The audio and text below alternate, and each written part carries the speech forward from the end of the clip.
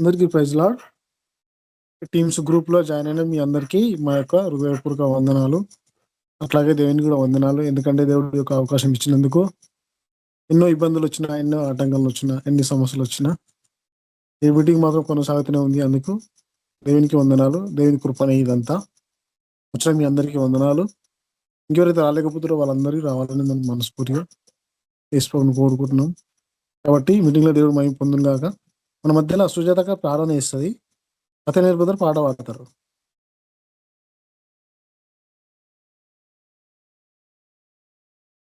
Praise the lord. Brothers and sisters అందరికి ఈ online service లో ఈవినింగ్ ఈ సమయంలో దేవుడు మనందరినీ ఈ విధంగా సమకూర్చినందుకు ప్రభుకి మహిమ ఘనత ప్రభావం చెల్లించుకుంటున్నాను. ప్రభును కొనియాడుతూ, ప్రభుని స్తుతిస్తూ, ప్రభుని ఆసక్తితో ఆపేక్షిస్తూ ప్రార్థన చేసుకుందాం. మహాగణుడవు, సర్వోన్నతుడవు, జగత్తు పునాది వేయక మునిపే మమ్మల్ని ఎరిగిన దేవుడవు, జీవం కలిగిన మా తండ్రి, జీవాధిపతివైన యేసయ్య, నీకు జీవమును మాకు నీ పోసిన తండ్రి, నీకు వందనాలు చెల్లిస్తున్నాం. నా తండ్రి ప్రభ, జీవపు గల మీ మాటలను వినుటకు ప్రభ, నా తండ్రి మమ్మల్ని ఈ విధంగా సాయంత్రకాల సమయం సమకూర్చినందుకు నీకు వందనాలు. నా ప్రభుడవు, నా విమోచకుడవు, నా రక్షకుడవు, నా పోషకుడవు, నీకు వందనాలయ్యా. నన్ను స్వస్థపరిచిన దేవుడవు, అనే దినము నీ కంటి రెప్పవలి నన్ను కాపాడుతున్న దేవుడవు ప్రభాన తండ్రి, ప్రతి విధమైన మేళ్ల చేత నన్ను తృప్తిపరుస్తున్న దేవుడవు, నా ప్రభ రక్షణనిచ్చిన దేవుడవు ప్రభాన తండ్రి, నన్ను స్వస్థపరిచిన దేవుడవు, నీకు వందనాలు చెల్లిస్తున్నాం. ఉదయకాలం నుంచి ఇంత మటుకు ప్రభ మమ్మల్ని అందరినీ సజీవ లెక్కల నిలబెట్టి ప్రభ ఇక సాయంత్రకాలం మంది నీ పాద సన్నిధిలో చేరి ప్రభాన తండ్రి నేను స్తుతించుటకు, ధ్యానించుటకు ప్రభ నీకు వాక్య వెలుగులో మమ్మల్ని మేము సరి చేసుకున్నట్టుకు మాకు ఇచ్చిన నీకు సమయం కొరకై నీకు వందనాలు. పరిశుద్ధ దినమున ప్రభాన తండ్రి, ప్రతి ఒక్క బిడ్డను ప్రభ మీరు అతండి ఎరిగిన వారు ప్రభ, ప్రతి ఒక్కరిని తండ్రి ప్రభ మీరు సమకూర్చిన ప్రభాన తండ్రి, ఈ యొక్క వాక్కు చేత బలపరిచిన ఉన్న తండ్రి, ప్రతి ఒక్కరిని ఆరాధనలో ప్రభ పాల్గొంటకు కృపనిచ్చిన నీకు వదనాలు. నా ప్రభుడవు, నా రక్షకుడు, మహోన్నతుడవు ప్రభ, మహిమగల నా తండ్రి, మహిమలో నివసించి వాడ మా మధ్యకు దిగిరండి నాయన. నీకు పరిశుద్ధాత్మ చేత ప్రతి ఒక్క బిడ్డను అభిషేకించండి. నీకు పరిశుద్ధ వాక్కుల చేత మమ్మల్ని బలపరచండి, మమ్మల్ని సరిచేయండి. మాలో ప్రభ ప్రతి విధమైన ఆయాసకరమైన క్రియలను తీసివేసి సంపూర్ణంగా సమర్పణతో నీ సన్నిధిలో మేము కూర్చుకుంటకు ప్రభ, నీకు వాక్యం ధ్యానించుటకు మాకు ఇచ్చిన ఇక సమయం కొరకు మీకు వందనాలు చెల్లిస్తున్నాం. రానయ్యున్న బిడ్డలందరినీ బట్టి నీకు వందనాలు ప్రభ. రాలేకపోతున్న వారిని ప్రభనతని జ్ఞాపకం చేసుకునండి. వారి యొక్క అవస్థలు, కొదువలు, అక్కర్లు ప్రభ ఎరిగిన వాడవు ప్రభ, సమస్తమును సమకూడి మాకు మేలు కొరకే జరిగించి దేవుడు నీకు వందనాలు చెల్లిస్తున్నాం. ఈ సాయంత్రకాల సమయం ముందు ప్రభ నీకు వాక్కు చేత మమ్మల్ని మాట్లాడండి, దర్శించండి, మమ్మల్ని సరిచేయండి ఆయన. పరిశుద్ధాత్మ శక్తి చేత ప్రభ మమ్మల్ని అందరినీ అభిషేకించండి. చెప్పనైన వాక్యం బట్టి నీకు వందనాలు తెలుస్తున్నాం. నీ యొక్క బిడ్డను సిలువ చాటును మరుగుపరిచి నీకు వాక్య ధ్యానంలో ప్రభావ మేము ముందుకు సాగుటకు సహాయం చేయమని యేసయ్య శక్తి కలిగిన నామంలో అడిగి ప్రార్థించి వేడుకుంటున్నాను తండ్రి, amen. Praise the lord brother. Thank you sir. Praise lord. మన మధ్యలో నతనేల్ బ్రదర్ పాట పాడతారు. Nathaniel brother, praise lord. పాట పాడండి. సరే బ్రదర్.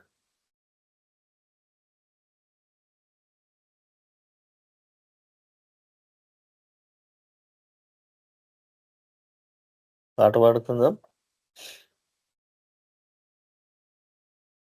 నీ దేహమును నమ్మబోకు, మట్టి బొమ్మ, ఒట్టి బొమ్మ, ఒట్టి బొమ్మ, మట్టి బొమ్మ, శాశ్వతము కాదు సుమా,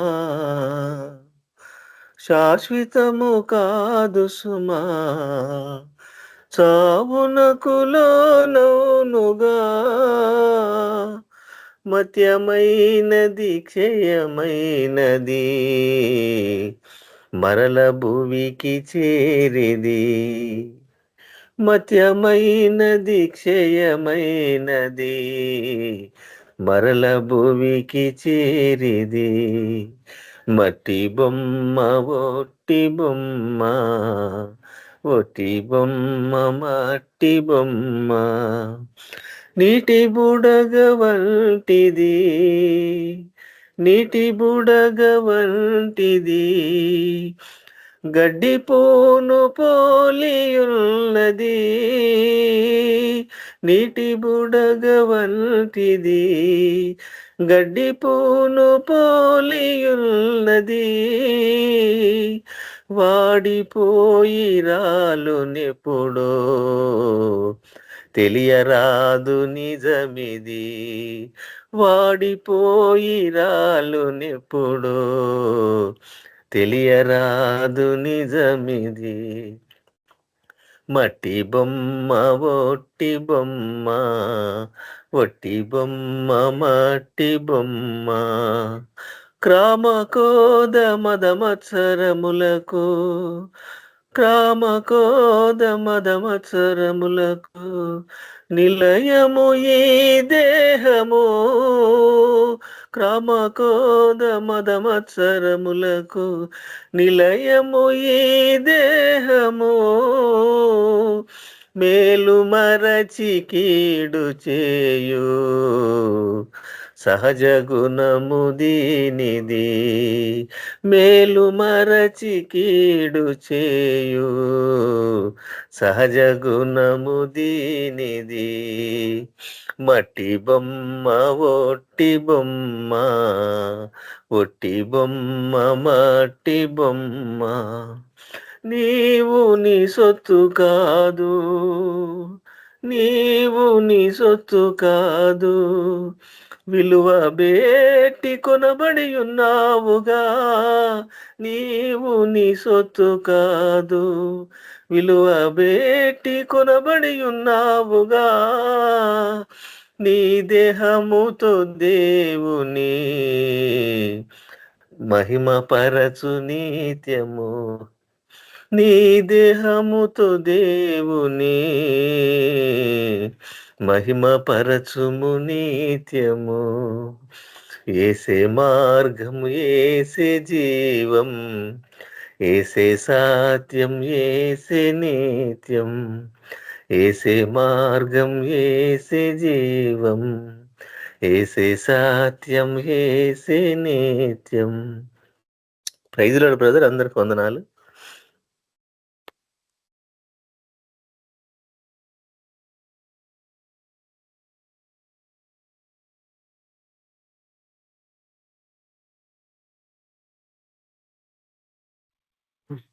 ప్రైజ్ లార్డ్ సిస్టర్, బ్రదర్స్ అందరూ praise lord. Praise lord brothers sisters అందరికి. ఇందాక ఎవరైనా చిన్న పాట పాడతారా? సబ్నాక మీరు పాట పాడండి ఒకటి చిన్నది.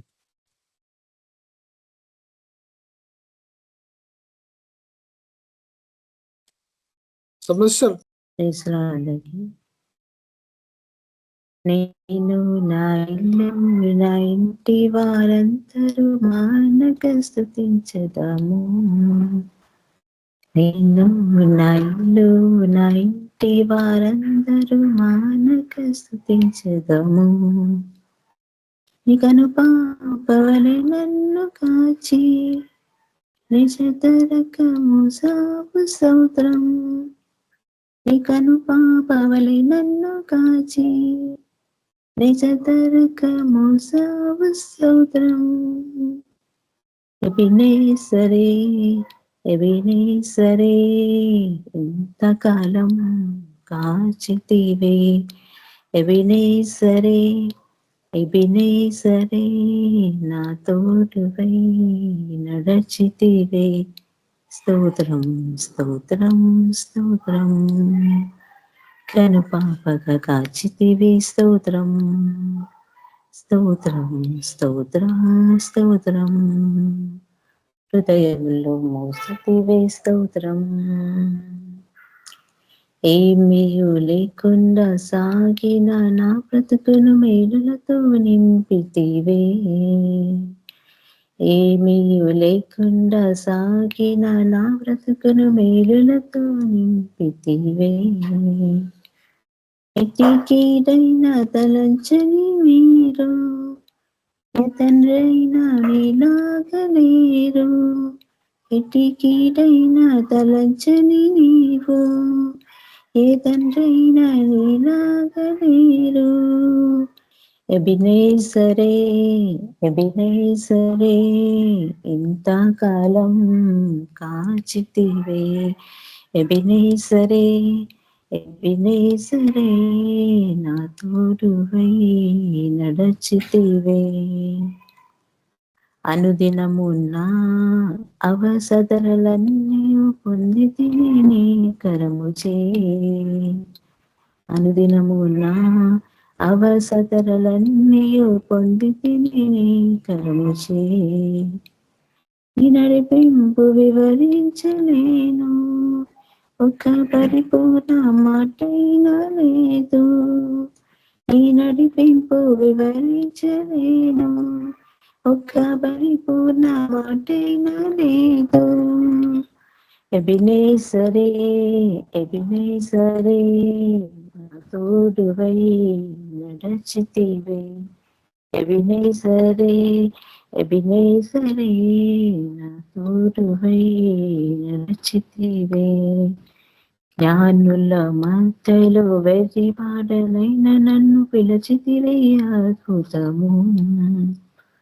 జ్ఞానుల మధ్యలో వెర్రివాడనైన నన్ను పిలిచితివే అద్భుతము.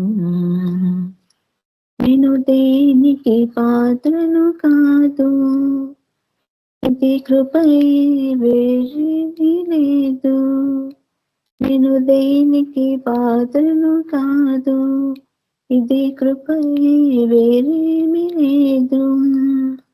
ఎబినేజరే ఎబినేజరే ఇంతకాలం కాచితివే. ఎబినేజరే ఎబినేజరే నా తోడువై నడచితివే. స్తోత్రం స్తోత్రం స్తోత్రం, తను పాపగా కాచితివే. స్తోత్రం స్తోత్రం స్తోత్రం స్తోత్రం, హృదయంలో మోసితివే. స్తోత్రం. Thank you brother. Praise lord. మన మధ్యలో చంద్రశేఖర్ అన్న మన వాక్యం అందిస్తారు. అన్న ప్రైజ్ లార్డ్ అన్న. ప్రైజ్ లార్డ్ బ్రదర్, అందరికీ ప్రైజ్ లార్డ్. ప్రార్థిస్తామండి. పరిశుద్ధుడవగు దేవ, మహోన్నతుడగు మా తండ్రి, మీకు స్తుతులు స్తోత్రాలు నాయనా. ఈ యొక్క తండ్రి ఉదయం నుంచి మమ్మల్ని కాచి కాపాడి సురక్షితంగా మీ సన్నిధికి మనం నడిపించినందుకు మీకు ఎంతో వందనాలు తండ్రి. ఈ యొక్క సాయంత్రం సన్న ప్రభు, మీ సన్నిధిలో ప్రభు మాకు మీ యొక్క శాంతి సమాధానం అనుగ్రహించమని ప్రార్థిస్తున్నాం. మీ మీద ఆధారపడలేకుండా మీ కొరకు జీవించాలని నడిపించమని ప్రార్థిస్తున్నాం. మాలోని బలహీనతను తొలగించమని ప్రార్థిస్తున్నాం తండ్రి.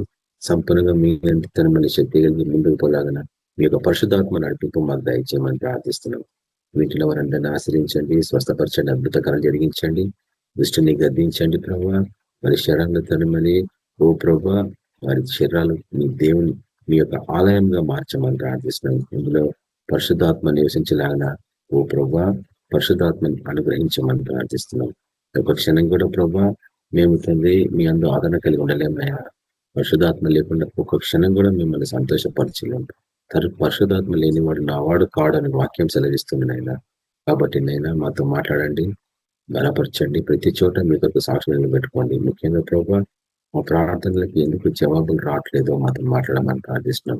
మేము ఎక్కడ తప్పిపోతున్నామో మాకు చూపించమని ప్రార్థిస్తున్నాం. మీకే సమస్త ఘనత మహిమ ప్రభావం చెల్లించుకుంటూ యేసు క్రీస్తు పరిశుద్ధ నామమున ప్రార్థిస్తున్నాం తండ్రి, ఆమేన్. యేసుక్రీస్తు నామమున మీకు అందరికీ శుభాభివందనములు. ఈ రోజు 7వ తారీఖు డిసెంబర్ 2025 సంవత్సరం బాబిలోనియన్ గ్రిగోరియన్ క్యాలెండర్ ప్రకారంగా. ప్రతిసారి చాలా మందికి ఆశ్చర్యం కావచ్చు, బాబిలోనియన్ గ్రిగోరియన్ క్యాలెండర్ అంటే ఎందుకు హెచ్చరిస్తా ఉన్నానండి. మనం ఉంటుంది బబులోను కాలం అని ప్రకటన గ్రంథం జ్ఞాపకం చేస్తుంది. ముఖ్యంగా ప్రకటన గ్రంథంలోనే మనం చూస్తాము బబులోను ఇంకా బ్రతికి ఉందని. పాత నిబంధన కాలంలో అది భూపాతలంలోకి అది వెళ్ళిపోయింది, బూది గంతంలోనికి వెళ్ళిపోయింది అని మనం చూస్తున్నాం. కానీ అది ఆత్మీయ స్థితిలో ఈరోజు మన మధ్యలో ఉంది. ప్రపంచాత్మకంగా బబులోను అనేది మన జ్ఞాపకం చేయబడుతుంది.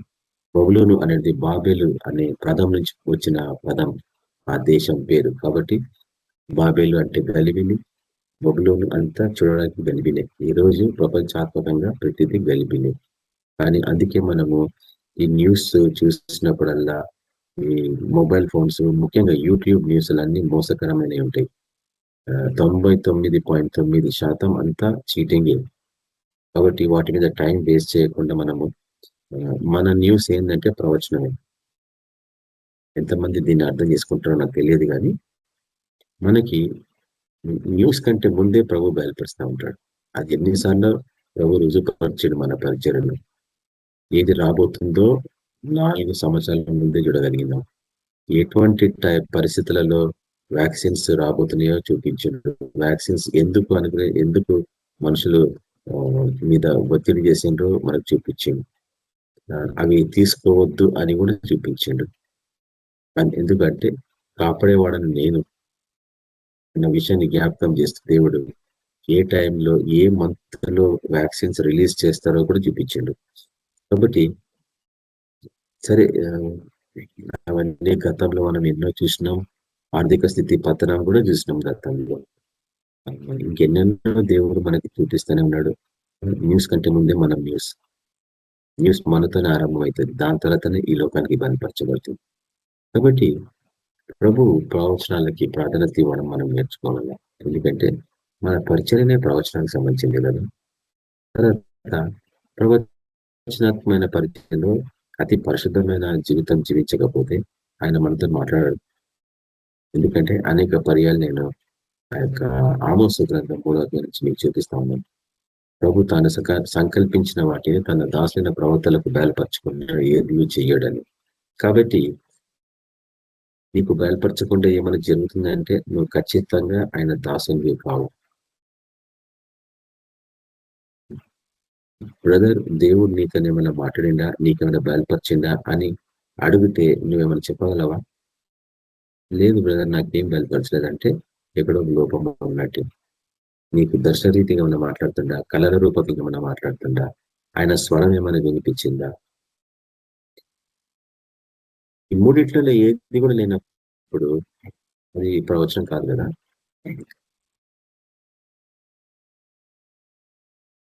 కాబట్టి ప్రవచన పరిచర్యలో ఉన్న ప్రతి ఒక్కరము ప్రవచనాలని అర్థం చేసుకునే ప్రయత్నించాలా, ప్రవచించడానికి కూడా ప్రయాసపడాలి. ఎందుకంటే పౌలు గారు బహు ప్రాముఖ్యంగా దాన్ని హెచ్చరించడం మనకి. కృపావరాలు గురించి మాట్లాడుతున్నప్పుడు ప్రవచించటం మరి ఆసక్తితో ఆపేక్షించండి అన్నాడు.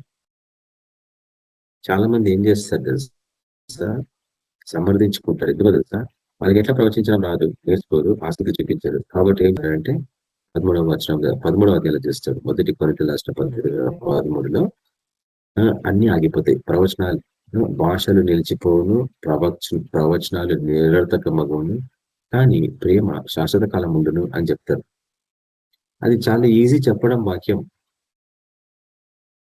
క్రిటికల్ మైండ్ కాబట్టి. కానీ ఆ మొదటి 2 నీ జీవితంలో రుచి చూడగలిగినవా? రుచి చూడకుండా 3వ దానికి ఎట్లా పోతావు? ప్రేమ కలిగి ఉండుటకు ప్రయాసపడుడి అంటే ఎప్పుడన్నా మనము ప్రేమను చూపించినామా? ఏ రోజైనా ఒక అనాథకి ఒక ముద్ద అన్నం పెట్టినామా? ఒక విధవరాలకి ఏదన్నా మనం ఒక డబ్బులు సహాయం చేసినామా? ప్రేమ అంటే అదే కదా, చూపించడం కదా. అటువంటి ఏ రోజు కూడా చేయలేదు మనము. కానీ హెచ్చరించడంలో మటుకు ఆ విషయాలు మాట్లాడుతూ ఉంటాం మనం. కాబట్టి మనం అట్లా ఉండడానికి వీల్లేదు. మనము ప్రతిదాన్ని బహు జాగ్రత్తగా పరిశీలించాలా. నీకు భాషల వారం లేనంత మాత్రాన భాషల వారంని గురించి తృణీకరిస్తే పరిశుధాత్మను తృణీకరించినట్లే కదా. ఎందుకంటే పరిశుధాత్మ ఇచ్చిన బహుమానాన్ని నువ్వు ఎట్లా తృణీకరిస్తావు? అది తప్ప ఎట్లా చెప్పగలవు? చెప్పలేదు కదా. కాబట్టి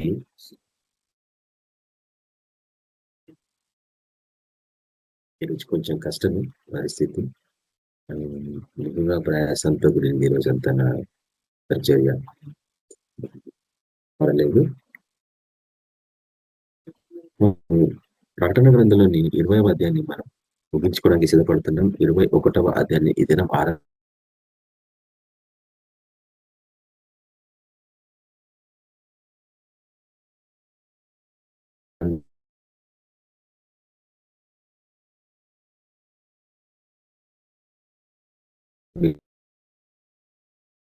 మరణానికి సంబంధించిన విషయంలో ముఖ్యంగా ముగింపులో మనం ఏం చేస్తున్నామంటే మరణము మరియు నరకం అగ్నిగుండంలో పడవేయబడినట్టు.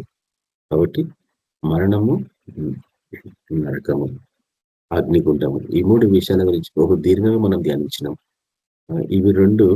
ఇవన్నీ జీవులు అన్న విషయం గ్రహించినప్పుడు మనుషులు ఆశ్చర్యపోవాల్సిందే. ఎందుకంటే మరణం అనేది ఒక ఆత్మ అని మనకు తెలుసు. అది మొట్టమొదటిసారి మనం ఎక్కడ చూస్తున్నాము? ఆదాము వాళ్ళు పాపం చేసినప్పుడు అది బయటికి వచ్చిందని మనం చూస్తున్నాం. దాని తర్వాత దాని పరిణామాన్ని మనము హేబేలు మరణంతో ఆరంభించిన ఆ యొక్క మరణం కాండ ఈరోజు వరకు కూడా ప్రపంచాత్మకంగా విలయతాండం ఆడుతుంది. కానీ దానికి మన మీద ఏ అధికారం లేదు. ఎందుకు చెప్పండి? పోయిన వారం నేను చూపించిన వాక్యం అదే. మరణం, పాతాళ లోకము మరియు మరణం యొక్క తాళపు చెవి మన ప్రభు చేతిలో ఉంది. హల్లెలూయా. కాబట్టి ఆయన చేతిలో ఉంటే మన హృదయంలో ఆయన ఉన్నాడు. కాబట్టి మన చేతిలో ఉన్నట్లే మరణం. నా అనుభవం ఇది నేను చెప్తున్నాను. మనిషి ఐసీయూలో ఉన్నప్పుడు ఎంతగానో పోరాడుతూ ఉంటాడు. ఇంకా బ్రతకాలా అని ఆశ ఉంటుంది. నేను సరే వివేచన వరం ఉందని నేను ఎప్పుడు గొప్పగా చెప్పుకోలేదు. కానీ ప్రభు ఇతని పరిస్థితి ఏంటి, ఇతని జీవన విధానం ఏంటంటే బహుగా పశ్చాత్తాపడుతున్నాడు. ఐసీయూ రూమ్ లో బెడ్ మీద కూర్చొని ఇల్లు కాడుతా ఉన్నాయి. నేను ఎంతో తప్పు పని చేసినానే, అది చేయకుండాల్సిందే, ఇది చేయకుండాల్సిందే అని పశ్చాత్తాపంతో బాధపడుతూ ఉంటాను. నేను ఆ మాట వినింటే బాగుండేనే, అలాంటి వ్యక్తి మాట వినింటే బాగుండేనే అని బహుగా పశ్చాత్తాపంతో కన్నీళ్లు కాల్స్తూనే ఉంటారు.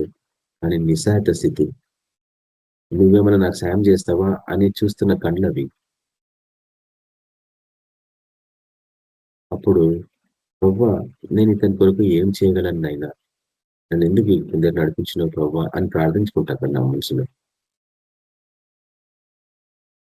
అప్పుడు పరిశుద్ధాత్మ అభిషేకము ఆ టైంలో బలంగా వచ్చినప్పుడు ప్రార్థనలో అతని నుంచి ప్రార్థిస్తున్నప్పుడు నాకు తెలియనిది లేదు, నేను ఏమని ప్రార్థిస్తున్నాను సంపూర్ణంగా ఆ యొక్క ఆత్మకి సమర్పించుకున్నప్పుడు అతనే విచరిస్తూ ఉంటాడు. దానికి ఆయుష్ పొడిగించాలనా, అతన్ని స్వస్థపరచాలనా, లేక అతని ఆత్మ నశించిపోకుండా పాప విమోచన కలిగించేలాగన, పాప క్షమాపణ కలుగులాగన, తన నోటి ద్వారా పాపాలు ఒప్పుకొనలాగన, లేకపోతే కనీసము తన మనసులో ఒప్పుకొనలాగన. ఎందుకంటే ఆ దశలో దుష్టుడు తన శరీరాన్ని ఆధీనంలో తీసుకున్నాడు. కాబట్టి సంపూర్ణంగా తన ఆత్మ ఘోషిస్తా ఉంటే కనీసం అతని చెవులు చెప్పడం, ప్రభా నేను పాపుడినైనా నా పాపములు క్షమించు తండ్రి, నన్ను నీ యొక్క సన్నిధిలో జ్ఞాపకం చేసుకో ప్రభా అన్న ఆ యొక్క దొంగ ఎట్లా ప్రార్థించిండో ఆ చిన్న ప్రార్థన చెప్తాం. అప్పుడు తర్వాత ప్రభా ఇతని ఆత్మ ఎట్టి పరిస్థితుల్లో మృత్యు లోకంలోకి పోవడానికి వీలు లేదు, యేసుక్రీస్తు నామములో ప్రార్థిస్తున్నాను. ఇతని ఆత్మ పరలోకంకి వెళ్లాల్సింది, తన పాపంలో క్షమించనైనా అని ప్రార్థిస్తూ ఉంటాం. చాలా మంది అనుకోవచ్చు, తన నోటి దగ్గర ఒప్పుకోకుంటే ఎట్లా పోతాడు బ్రదర్ అంటే అది నీ క్రిటికల్ మైండ్ అంతే. పశ్చాత్తాపంతో మారు మనసు పొందినప్పుడు దానికి రక్షణ అనుభవం జరుగుతుంది. ఎందుకంటే ఆయన ప్రేమ, జాలి, దయగల దేవుడు తన మనసులో. ఎందుకంటే చనిపోయినాక కూడా మనిషి కనీసం ఒక 8 minutes వరకు బ్రెయిన్ పనిచేస్తూనే ఉంటుంది. ఈ సత్యం తెలిసినప్పుడు నాకు ఒక సిస్టర్ చనిపోయిన కొంచెం లేట్గా పోయినాను. ఇంకా లైఫ్ సపోర్ట్ సిస్టమ్స్ మీదనే ఉన్నది ఆ సిస్టర్. ఎప్పుడు ప్రార్థన చేయించుకున్నాడు నాతో. తన భర్త గురించి బాధపడాడు. తన భర్త మంచోడు కానీ చాలా అనుమానాలు ఉంది ఆ సిస్టర్కి. సరే మరణిస్తప్పుడు ఆ టైంకి నేను లేకపోయినాను. కానీ ఆ క్షణం నేను ఇంకా లైఫ్ సపోర్ట్ సిస్టమ్స్ మీద ఉంది. కానీ డాక్టర్స్ అన్నారు ఆమె చనిపోయింది, కంప్లీట్ గా హార్ట్ స్టాప్ అయితేనే కానీ మేము డిక్లేర్ చేయము డెడ్ అని. అంటే ఇప్పుడు నాకు ఆ థాట్ వచ్చింది, ఈ సిస్టర్కి నేను చెవిలో చెప్తాను, నేను ప్రార్థన చేస్తాను అని. ఆ బిడ్డ ఆత్మ విమోచన కొరకు నేను ప్రార్థించిన. దుష్టాత్మలు ఎట్టి పరిస్థితుల్లో ఆమె ఆత్మను తీసుకొని పోవడానికి వీల్లేదు, యేసుక్రీస్తు నామమున. అందుకు పరిశుధాత్మ నడిపింపు ఉన్నప్పుడు నీ పరిస్థితి ఉంటది. హెచ్చరిస్తాం కరెక్టే, కానీ ఎక్కడుందా హెచ్చరికల ప్రేమ, ద్వేషము, పగ? కాబట్టి ప్రతిదాన్ని బహు జాగ్రత్తగా పరిశీలించాలి. ఎందుకంటే ఒక్కసారి మరణ ఛాయలకు మనం పోయినామంటే నీకు పరిశుధాత్మ లేకపోతే మటుకు నువ్వు రాలేవు అందులో నుంచి బయటికి.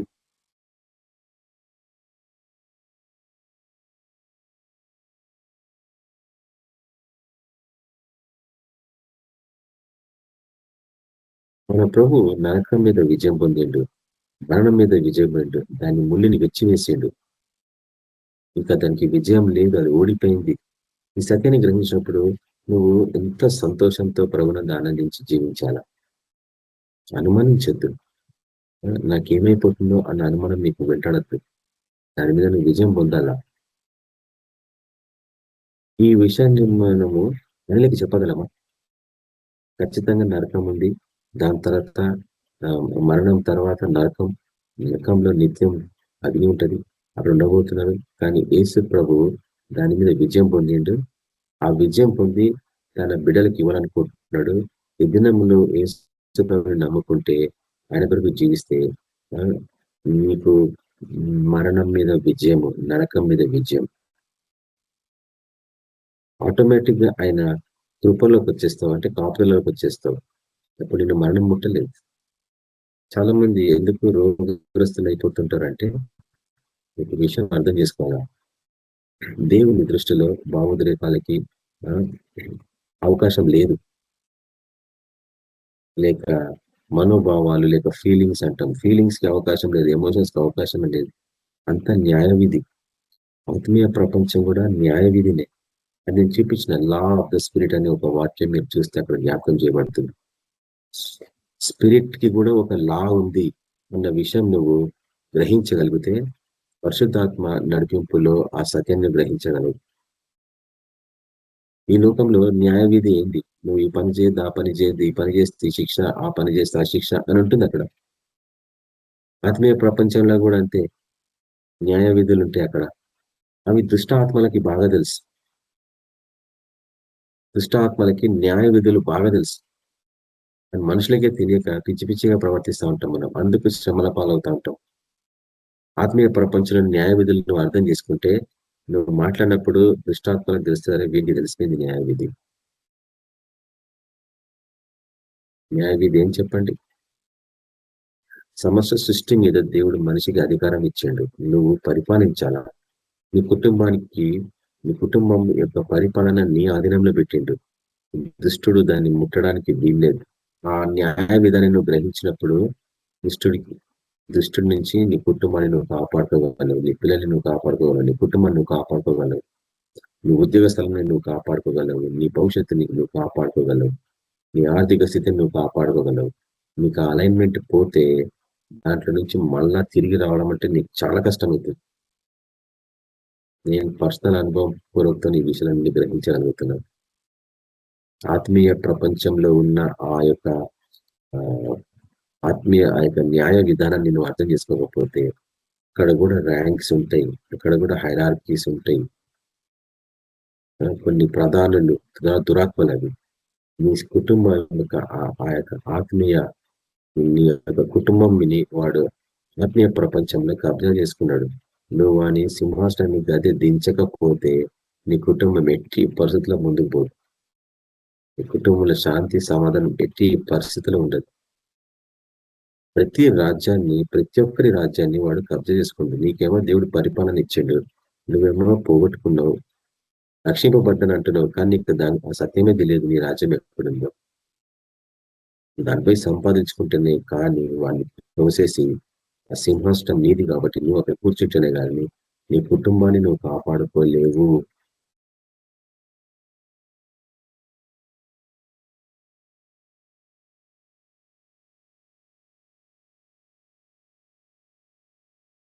కాబట్టి మనకి రెండో మరణానికి మన మీద ఎట్టి పరిస్థితుల్లో అధికారం లేదు. ఎందుకంటే మనం ఆల్రెడీ మరణించిన వాళ్ళం, యేసు ప్రభులో జీవిస్తున్నాం. కాబట్టి మరణం మన దగ్గరికి రావడానికి వీల్లేదు, అంటే నిత్య నరకం అని. అగ్నిగుండం రెండో రెండో మరణం కాదు. అగ్నిగుండంకి మన మీద ఏ అధికారం లేదు. ఎందుకంటే యేసుప్రభు విజయము మరణం మీద పొందిండు. ఆ విజయంలో మనం జీవిస్తున్నాం కాబట్టి మరణము మనల్ని ముట్టలేదు. కాబట్టి నేను అక్కడికి ఈ యొక్క ప్రకటన గ్రంథము 20వ అధ్యాయాన్ని ముగిస్తున్నాను. ఈరోజు మనము 22వ అధ్యాయాన్ని ఆరంభించుకోబోతున్నాం. ఇది మీకు పరిచయం చేస్తాను నేను కొంతసేపు.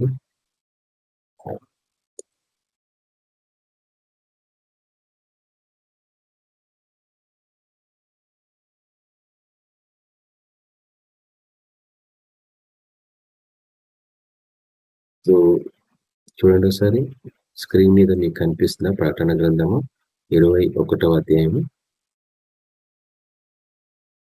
కనిపిస్తున్నాను. ఓకే అన్న, సో 27 వచనాలు ఉన్నాయి ఇందులో. 21వ అధ్యాయంలో 27 వచనాలు. ఇవి అనేక పర్యాలు నేను చూపించిన మీకు. ఎన్నో కొన్ని గంటల రికార్డింగ్స్ ఉన్నాయి 21వ అధ్యాయం. కొన్ని గంటలు, 1 కాదు 2 కాదు. లాస్ట్ 20 ఇయర్స్ నుంచి మనం ఎన్నో వాక్యాలు తీసుకున్నాం ప్రకటన గ్రంథం. ఎందుకంటే నేను మీకు ఎన్నిసార్లు చూపించిన ప్రకటన గ్రంథము నా ఫేవరెట్ పుస్తకం. ఇంకొక రహస్యంగా నేను మీకు చూపించిన ఏంటంటే ప్రకటన గ్రంథం అనేది ఒక ప్రపంచం అని, ఒక ఆత్మీయ ప్రపంచం అని. అందులో అడుగుపెట్టినప్పుడు ఇవన్నీ నీకు ఆటోమేటిక్గా అర్థమైపోతాయి. చాలా మందికి ఈ సీక్రెట్ తెలియదు కాబట్టి దీని గురించి ఏమీ తెలియదు వాళ్ళకి. మీకు ఒక ఆశ్చర్యం, ప్రతి అధ్యాయం, బైబిల్లోని ప్రతి అధ్యాయము ఒక ఆత్మీయ ప్రపంచం. అటువంటి సత్యాన్ని నేను గ్రహించి నీ ప్రార్థనలో ఆ ప్రపంచంలోనికి పోతేనే గాని ఆ వాక్యాలని నువ్వు ఎట్టి పరిస్థితుల్లో నీ జీవితాంతం అర్థం చేసుకోలేవు.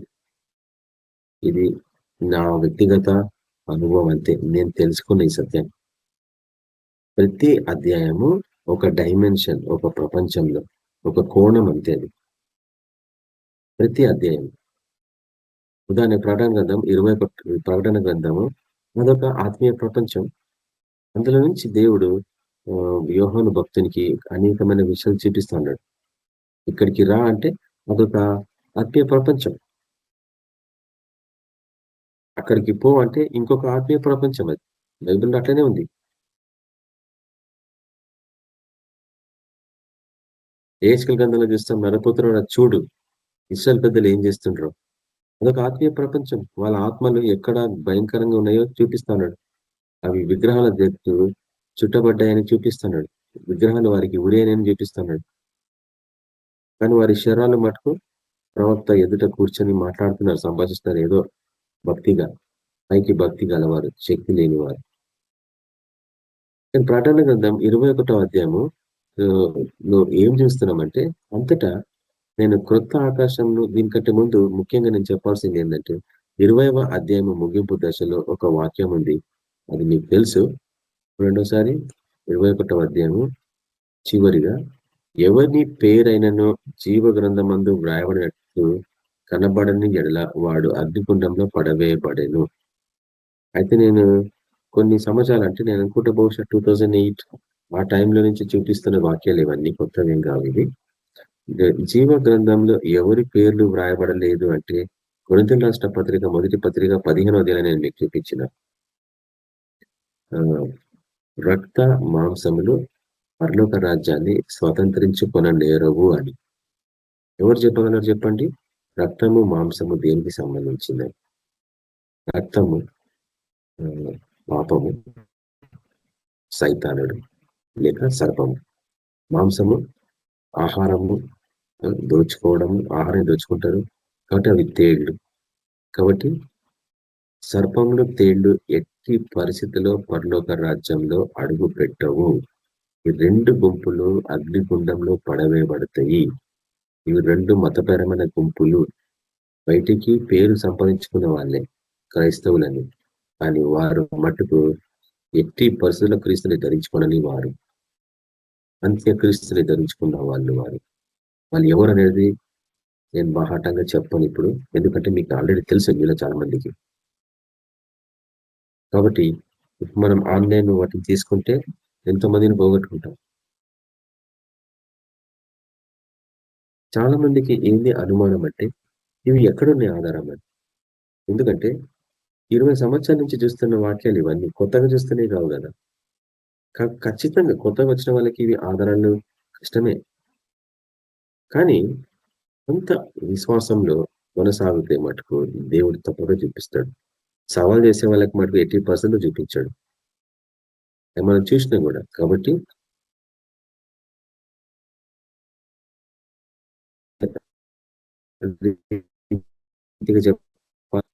ఫ్రెండ్లీ అడ్వైస్ చెప్పాలి. పేరు జీవగ్రంథమందు వ్రాయబడిందా? ఏంటంటే ఇక్కడ ఏమో చూడండి, ఎవరి పేరైనను జీవగ్రంథమందు వ్రాయబడినట్టు కనబడని ఎడల.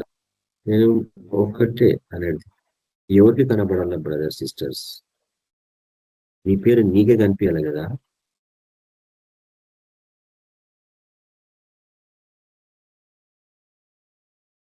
కొంతమంది స్టూడెంట్స్ వస్తుంటారు అప్పుడప్పుడు, అంటే తరచుగా చేయరు కానీ ఎప్పుడైనా ఒకసారి జరుగుతుంటుంది. మొత్తం కోర్స్ అయిపోతుంది కానీ వాడి పేరే కనిపించదు రిజిస్టర్లో.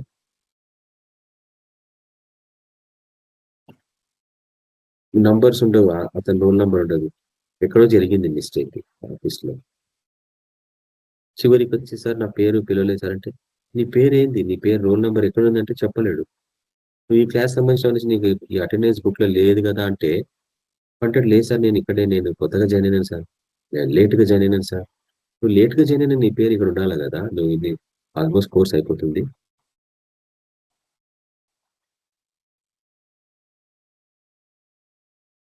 రేపు నీ గెలితే ఎంత భయంకరంగా ఉంటుంది నీ పరిస్థితి. కాబట్టి ప్రార్థన చేయాలి, ప్రభువా నేను జీవగ్రంథాలు ఉండాలి ప్రభువా, నాకు చూపించే ప్రభువా అన్న ప్రార్థన నీకు అవసరం.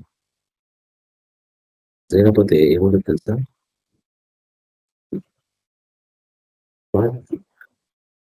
పాత నిబంధన కాలం పరిచయకులు ముఖ్యంగా ప్రభు కాలంకి వచ్చేటప్పటికి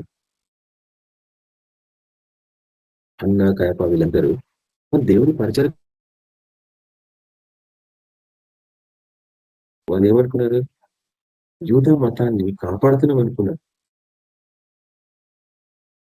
మేమే మతాధికారులం కాబట్టి మాకు ఈ బాధ్యత ఉంది, మేము దేవుని పరిచయం చేస్తాం అనుకుంటున్నారు. చంపుతున్నప్పుడు చంపినాక బహుగా దుఃఖపడిన వాళ్ళు చేసిన పని. చాలా మంది తెలియదు ఈ వాక్యము. అయ్యో ఎంత పని చేస్తేనే అప్పుడు బాధపడిన వాళ్ళు. తిరిగి ఆయన వచ్చే టైంకి కూడా బాధపడతారు ఇశ్రాయేలు. తమ సొంత కుమారుని పోగొట్టుకున్న వారి వల్ల బహు దుఃఖంతో ఏడుస్తూ వస్తారని అక్కడ. అందరు రక్షణ పొందాల్సిందే. ఇశ్రాయేలుకి వేరే మార్గం లేదు. మనకి యేసు ఒకటే మార్గం అని మనం చెప్తాం, కానీ ఎవరికైనా కానీ యేసు ఒకటే మార్గం అని మీరు ధైర్యంగా చెప్పగలవా? అది యూదులకే కానీ, మదీలకే కానీ, ఇంకా ఎవరికైనా కానీ, బుద్ధిస్టులకే కానీ, హైందవులకే కానీ, ఎవరికైనా ఒకటే మార్గం, అది యేసుక్రీస్తు ప్రభువుల వారి మార్గం. ఆ మార్గం తప్ప ఎవరు కూడా అగ్నిగుండం నుంచి తప్పించుకోలేరు. అది రెండో మరణం. ఇది నీ పరిచర్యలో ఉండాలా, నీ సువార్తలు ఉండాలా. నువ్వు ఆల్టర్ కాల్ ఇచ్చినప్పుడు మనుషులకి ఈ విషయం చెప్పాలా, మీరెవ్వరు అగ్నిగుండంలో పడవద్దు, ఇది దేవుని యొక్క పిలుపు. ఈ దినమన్న మీ జీవితాన్ని సరి చేసుకోండి. ఎందుకు నీకు రక్షణ అవసరం అని చెప్పాలా. ఎందుకంటే ఇప్పుడు చూడండి, 21వ అధ్యాయం నేను ఆరంభిస్తున్నాను. ఇప్పుడు మీకు కనిపిస్తుంది అనుకుంటా, ఇది అధ్యాయము.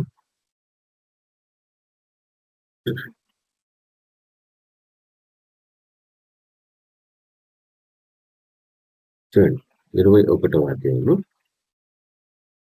1వ వచనంలో, అంతటా అంటే ఎప్పుడు చెప్పండి? అంతటా అంటే ఒక విషయం జరిగినాక, ఒక ఘట్టం జరిగినాక, ఒక పరిచయం, ఒక ఏమంటాము, ఒక పరిస్థితి ముగించినాక ఎంతటా అంటే. కాబట్టి ఎంతటా అన్నప్పుడు 20వ అధ్యాయం ముగింపులు ఏముంది? మరణము, పాతాళ లోకము, అగ్నిగుండంలో పడవేయబడినప్పుడు. దాని తర్వాత ఎవరి పేర్లు జీవగ్రంథమందు భయపడినట్లు కనబడలేదో వారందరూ అగ్నిగుండంలో పడవేయబడిరి. దాని తర్వాత చూపిస్తుంది చూడంటే, మొదటి గుంపు 2 గుంపులు అగ్నిగుండంలో పడవేయబడినాక జరిగేది అంతటా. ప్రకటన గ్రంథంలో అంత ఆశ్చర్యమైన విషయం ఏంటంటే మొదటి అధ్యాయం యేసు యొక్క దైవత్వం, రెండవ అధ్యాయంలో ఆయన రక్తం పెట్టి కొన్న సంఘాలు ఎట్లా తయారైనాయి, సంఘం ఎట్లా తయారైంది అనేది. ఇంకా దాని తర్వాత మూడవ అధ్యాయం నుంచి 4, 5, 6, 7, 8 అధ్యాయాల వరకు హెచ్చరికలు, దాని తర్వాత తీర్పులు. అవి ఏ రీతిగా ఉంటాయి? ముద్రలు, ఊరలు, పాత్రలు. ముద్రలు ఏం రాయబడాయో అని చూపిస్తున్నాడు. దాని తర్వాత బూరలు లాస్ట్ వార్నింగ్ అని చెప్తున్నాడు. పాత్రలు శిక్ష ఆరంభం అని చెప్తున్నారు. అవన్నీ ముగించినాక మతపరమైన జీవితానికి ఏం జరుగుతుందో చూపించిండు. దాని తర్వాత సర్వసత్యంలోనికి పోయిన వారి గురించి చూపిస్తుండు. అవి జరిగినాక ఈ లోకానికి తీర్పు తర్వాత అగ్నిగుండం తర్వాత 21వ అధ్యాయం చూడండి. అంతటా నేను క్రొత్త ఆకాశమును క్రొత్త భూమిని చూచితిని. మొదటి ఆకాశమును మొదటి భూమియు గతించిపోయాను, సముద్రమును ఇకను లేదు. ఆశ్చర్యం కదా. చాలా మంది ఎట్లా అర్థం చేసుకుంటారు చెప్పండి. మేము ఏ కామెంట్లో చూసినా కానీ ఏమని ఉంటుందంటే, అంటే ఇప్పుడున్న ఆకాశము మనకు తెలుసు, ఆకాశం అనేది విశాలమైన స్థలము, అది ఎక్కడుందో కూడా తెలియదు. ఇక్కడ నుంచి కనిపిస్తుంది మధ్యలో, అంతేగాని రాకెట్ లో పోయినా స్పేస్ లోకి పోయినా అక్కడ నుంచి ఎన్నో కొంత ఎక్కడి నుంచి మరీ దూరంగా కనిపిస్తుంటుంది. అంతరిక్షంలోకి పోతేనే అంతరిక్షమే దూరం అనుకుంటే, అంతరిక్షంలో పోయినాక రాకెట్లలో ఉన్నప్పుడు వాళ్ళకి అది ఇంకా దూరంగా అనిపిస్తూ ఉంటుంది. అది ఎంత దూరం అని ఎవరు చెప్పగలం?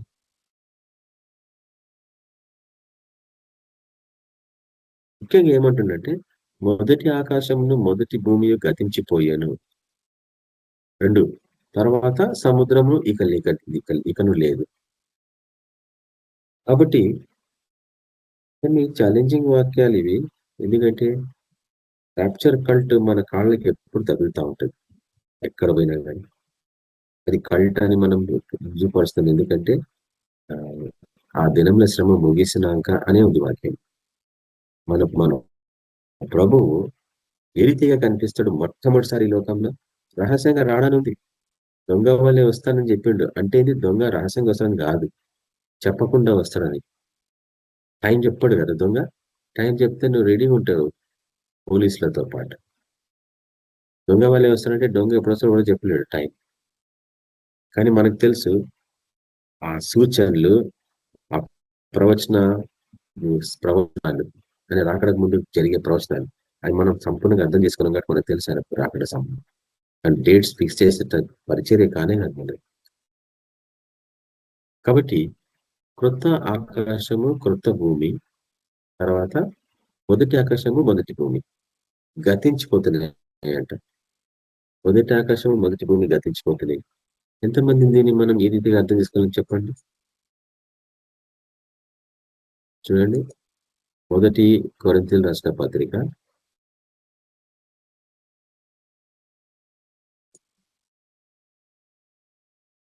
2 కొరింథీయులకు రాసిన పత్రిక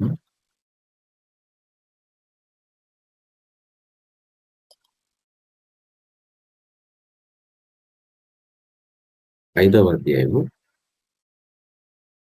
17వ వచనంలో చూడండి. 15వ వచనం చూడండి.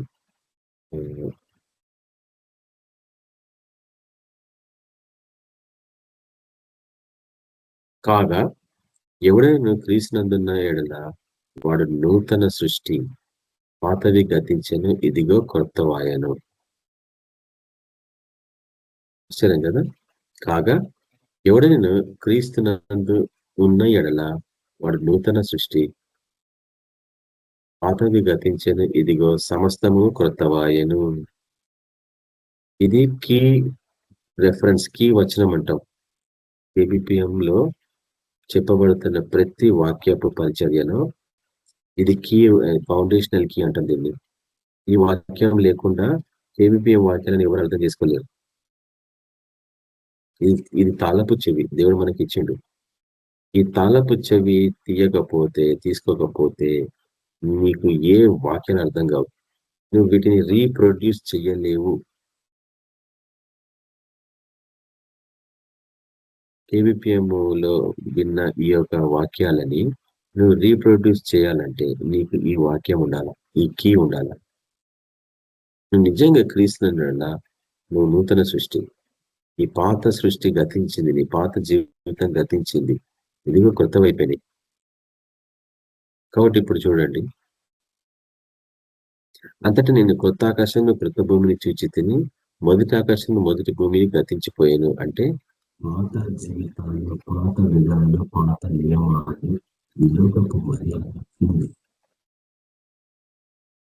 ఈ లోకపు జీవన విధానానికి ఏమి తిందమా, ఏమి తమా, ఫినిష్. ఈ లోకపు కోరిక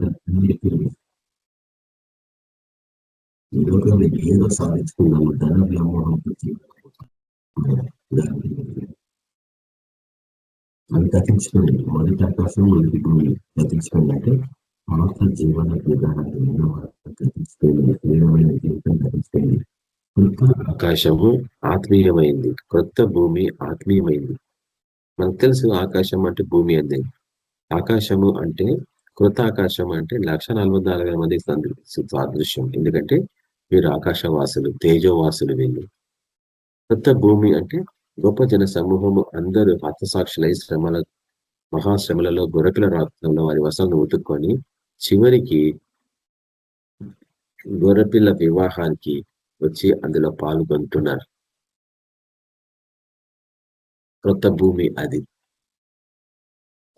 ఇప్పుడు చూడండి 2వ వచనం. మరియు నేను నూతనమైన యెరూషలేము అను ఆ పరిశుద్ధ పట్టణము తన భర్త కొరకు అలంకరింపబడిన పెళ్లి కుమార్తె వలె సిద్ధపడి, ఈ వాక్యం అర్థమైన వాళ్ళు ఖచ్చితంగా ర్యాప్చర్ కాల్ నుంచి బయటికి రావాల్సిందే. లేకపోతే నీ మోసము నిన్ను మొదటి 2 గుంపులలో నిలబెట్టేస్తుంది. అది నేను మోసపరిచినట్లే. నేను నూతనమైన యెరూషలేము అను ఆ పరిశుద్ధ పట్టణము తన భర్త కొరకు అలంకరింపబడిన పెళ్లి కుమార్తె వలె సిద్ధపడి, ఎక్కడి నుంచి వస్తుంది చూడండి, పరలోకమందున దేవుని యొద్ద నుండి దిగి వచ్చిన చూచితే. ఎవరు చెప్పగలరు చెప్పండి? సంఘం ఎక్కడుంది? కింద ఉందా, పైన ఉందా? మోసపుచ్చు థియాలజికల్ బోర్డులు, కామెంట్రీస్ చదివి మనుషులు మోసాన్ని ప్రకటిస్తున్నారు, మనుషులు దాన్ని వెంబడిస్తున్నారు. మందిరం దేవుని యొక్క సంఘము దేవునితో పాటు రావాల్సిందే. మధ్యాకాశానికి పోతుందంట, అక్కడ 7 ఏళ్ళు పెండ్లి విందంట, పంచపక్ష పరమాణాలు తింటారంట, పెండ్లి అయినాక ఆ నుంచి కిందికి దిగి వస్తారంట. ఎంత పిచ్చిగా లేదు. అండ్ అటువంటి సంబంధించిన ఒక్క వాక్యం లేదు బైబిల్లో. కానీ ప్రపంచమంతటా సంఘము దాన్ని నమ్మింది. ఇంకొక 10 నిమిషాలుగా నేను వాక్యాన్ని క్లోజ్ చేస్తున్నాను. కాబట్టి ఈ విషయం ఒకటే మిమ్మల్ని హెచ్చరిస్తాను. ఎందుకంటే వచ్చే వారం మరి దీర్ఘంగా దీన్ని ఎందుకంటే ఇవి నేను ఎన్నో సంవత్సరాల నుంచి చూసిన వాక్యాలు ఇవన్నీ. మనం కొంతమంది కొత్తగా ఉండొచ్చు, కానీ ఇవన్నీ ఓల్డ్ రికార్డింగ్స్ లో అన్నీ ఉంటాయి.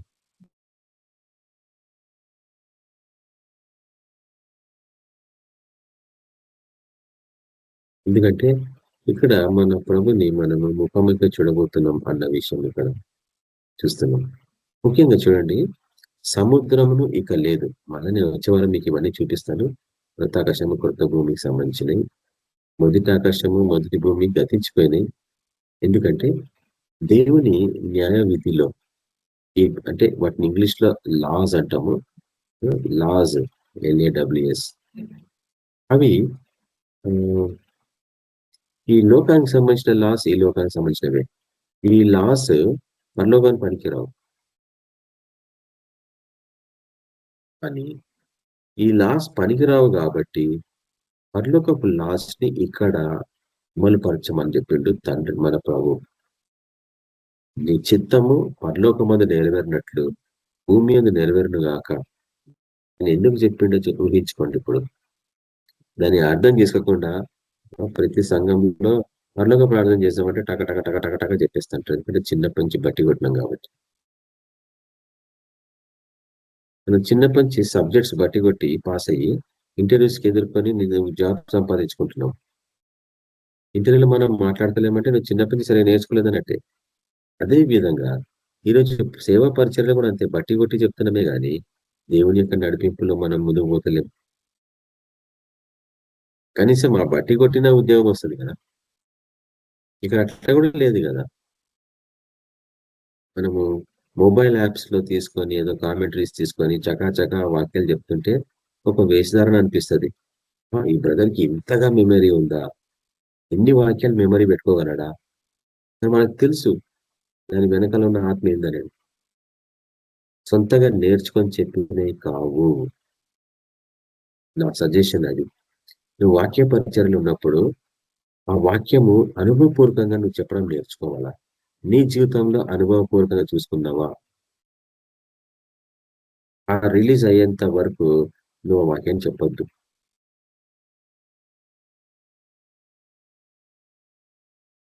కాబట్టి చూడండి, ఆయన మధ్యాకాశానికి వస్తారని మనకు చాలా మంది తెలుసు. ఒకటే కదా ర్యాప్చర్ కల్ట్ బోధకులు గట్టిగా పట్టుకున్న వాక్యం ఏం చెప్పండి, ఎవరైనా చెప్పగలరు? 1 దశలో రాసిన పత్రిక 4వ అధ్యాయం 16వ వచనం నిందిస్తాం. ప్రభు పరలోకంలో దిగి వచ్చును, మనము మధ్యాకాశంలో అతన్ని కలుసుకుంటకు పోతాము అనుంది వాక్యం. మీరు చెప్పండి, కొన్నిసార్లు మా ఇంటికి రావడానికి చాలా మంది బ్రదర్ అడ్రస్ దొరకలేదు బ్రదర్ అని ఫోన్ చేస్తారు. అప్పుడు నేనేం చేస్తా తెలుసా, నువ్వు ఎక్కడో చెప్పు బ్రదర్, నేను వస్తున్నా అనేసి అతను చెప్తాడు ల్యాండ్ మార్క్, పలాని షాప్ దగ్గర అని, పలాని కూరగాయల దుకాణని, పలాని టీ స్టాల్ అని చెప్తాడు. అప్పుడు నేనేం చేస్తానంటే అక్కడికి పోయి అతన్ని కలుసుకుంటా, తీసుకొని ఇంటికి వస్తా. ఇప్పుడు చెప్పండి, మధ్య ఆకాశంలో పోయి నువ్వు ఎందుకు కలుస్తావు? పెళ్లి చేసుకుని అక్కడ ఉండడాక, అతన్ని తిరిగి ఆహ్వానించడం కొరకు భూమి మీద ఆయన చిత్తం నెరవేరాల భూమి మీద. ఓ గలిలీయులారా, మీరు ఎందుకు పైకి అలాగ తేలి చూస్తున్నారు? దేవుడితో మాట్లాడుతున్నాడు అపోస్తలులతో. ఈ ప్రభు ఈ యేసు ఏ రీతిగా పరలోకానికి కొనుకోబడిండో అదే రీతిగా తిరిగి వచ్చును, అంటే మళ్ళా భూమి మీద అడుగు పెట్టును. నువ్వు మటుకు అతన్ని రిసీవ్ చేసుకోవాలా. వెల్కమ్ అంటాను ఇంగ్లీష్ లో, ఆహ్వానం.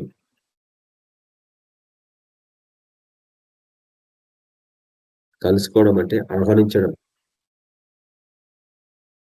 చూడండి ఇక్కడ అదే ఉంది వాక్యం. మరియు నేను నూతనమైన యెరూషలేము అను ఆ పరిశుద్ధ పట్టణమును తన భర్త కొరకు అలంకరింపబడిన పెళ్లి కూతురు వలె సిద్ధపడాలా. ఎక్కడ సిద్ధపడుతున్నావు అనేది పరిశీలించుకోవాలా. నువ్వు నిజంగా సిద్ధపడుతున్నావా బ్రదర్ సిస్టర్ అనేది ప్రశ్న అన్నట్టు. నాకేమవుతుందంటే క్రైస్తవ జీవితంలో వేషధారణ ఎక్కువ అయిపోతుంది ఈ రోజున. మనం ఏమనుకుంటాం, ఎవరు నన్ను చూస్తలేరులే అంటారు. పిల్లి లాగా, పిల్లి పాలు తాగుతుంది కదా, ఎవరు నన్ను చూస్తలేరులే అనుకుంటుందంట పిల్లి, కానీ దాని పాట పడుతుంది. కానీ సమస్త హృదయాన్ని తేటగా చూసే ఒక దేవుడు ఉన్నాడు కదా, అతని పేరు యేసుక్రీస్తు ప్రభువారు. ఆయన నీ హృదయ రహస్యాలని బహుగా తెలుసుకున్నవాడు, నీ హృదయ అంతరంగంలో ఏముందో బహుగా చూడగలిగిన వాడు. ఆయన నుంచి మనం ఎట్లా దాచుకుంటాం చెప్పండి. అందుకే యథార్థతతో ఉండడం నేర్చుకోవాలి మనం. ప్రభా నాలో ఇంకా వేషధారణైనా నన్ను క్షమించినైనా దాన్ని తొలగించు ప్రభా. నేను బయటికి అంతగా జ్ఞానం ఉన్న వాడి వల్లే కనిపిస్తున్నాను, కానీ నేను కాపీ పేస్ట్ చేస్తున్నాను ప్రభా. నేను వాక్యాలు బట్టి కొట్టను అనుకుంటున్నాను చాలా మంది, కానీ నేను రెడీమేడ్ కామెంటరీస్ అయితే తీసుకొని చెప్తున్నాను ప్రభా. నాకు పర్సనల్ అనుభవం లేదు ప్రభా, కనికరించినైనా నేను వ్యక్తిగతంగా వీటిని రుచి చూసి చెప్పిలాగా నన్ను నేర్పించు ప్రభా. మనుషుల మెప్పు పొందుకుంటే మనం ఎంత ప్రయాసపడతాం కదా ఈ లోకంలో. ఇంకా బాగా చెప్పింది బ్రదర్ అని అంటారు డిఎల్ మాస్టర్ గారు. తన పరిచర్యలో ఒకరోజు ఏడ్చండి అని చెప్పాను నేను మీకు. ఆదివారం వాక్యం చెప్పినాక అందరినీ కరచలనం చేసి ఇంటికి పంపిస్తున్నప్పుడు మాస్టర్ గారు ఈరోజు చాలా బాగా చెప్పారండి వాక్యము అని అందరూ సేకరించుకుంటూ పోయారంట. అది వెస్టర్న్ కంట్రీస్ లో ఉండే పరిచర్య. కానీ నేను యునైటెడ్ స్టేట్స్ పోయినప్పుడు అట్లా ఏం చూడలేదు. ఏ పాస్టర్ కూడా నా దగ్గరికి రాలేదు, గేట్ దగ్గర నిలబడలేదు షేకన్ ఇవ్వడానికి. ఆయన ఎప్పుడు సెపరేట్గా ఉన్నాడు, ఎవరి దారిలో వాడు వెళ్ళిపోయాడు. అండ్ అక్కడ కూడా ఇప్పుడు మన దేశంలో ఉన్నట్లే కల్చర్, అక్కడ కూడా టీలు స్నాక్లు ఇస్తూ ఉంటారు.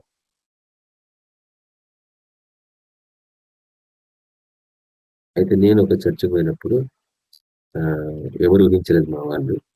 నేను డైరెక్ట్గా ఒక పాస్టర్ పోయి కలిసి పరిచయం చేసుకొని మాట్లాడినాను.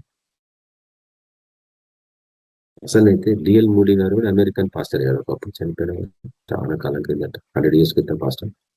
ఆయన చెప్తున్న వాక్యం అది. ఆ రోజు ఇంటికి నేను బాగా ఏడ్చుకొని, ప్రభా ఈరోజు నేను వాక్యం చెప్తే వాళ్ళు నిన్ను చూడలేదు ప్రభా, నన్ను చూసిండు ప్రభా అని ఏడ్చిండు. కానీ ఆ ప్రార్థనకి జవాబు నెక్స్ట్ వారం ఆయన చెప్పిన వాక్యం. అంటే వాక్యంలో మార్పు తెచ్చుకోడు కదా, ప్రభుని చూపించడానికి ప్రయాసపడిండు కదా. కాబట్టి నెక్స్ట్ ఆదివారం వచ్చినప్పుడు అందరూ కరచలనం చేసి ఇంటికి వెళ్తున్నప్పుడు పాస్టర్ గారు మన ప్రభు ఎంతో గొప్ప దేవుడు అండి అని చెప్పుకొని పోయారంట. ఈ పరిచర్య మనం కూడా పాటించాల. మీరు ఏదో గొప్పగా వాక్యం చెప్తున్నావు అని ప్రయాసపడకండి, తప్పింపు పొందకండి.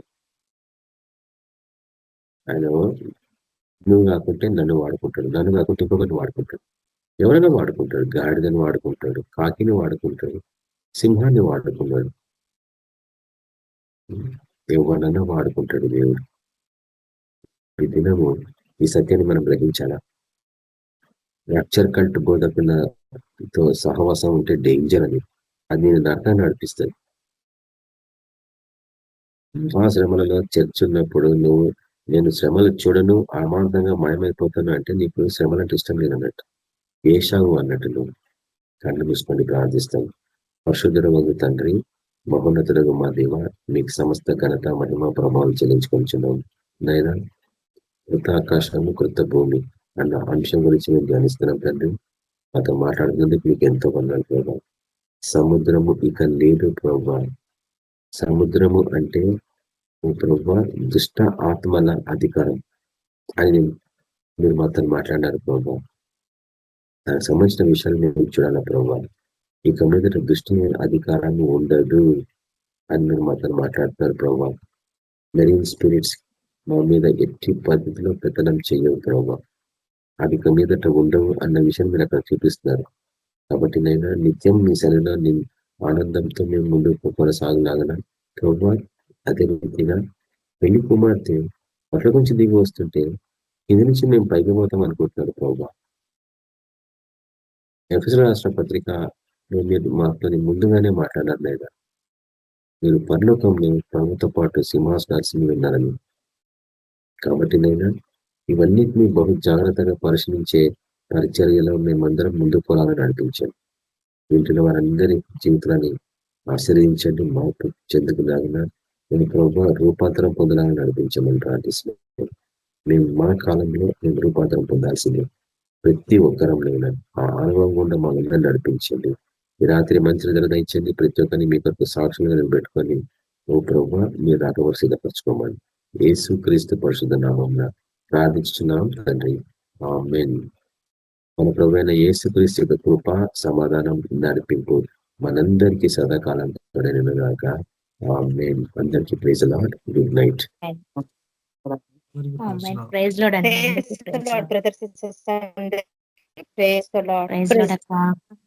అందరికీ ప్రైజ్ లార్డ్. ప్రైజ్ లార్డ్ అందరికీ ప్రైజ్ లార్డ్. Praise lord. అందరికీ ప్రైజ్ లార్డ్.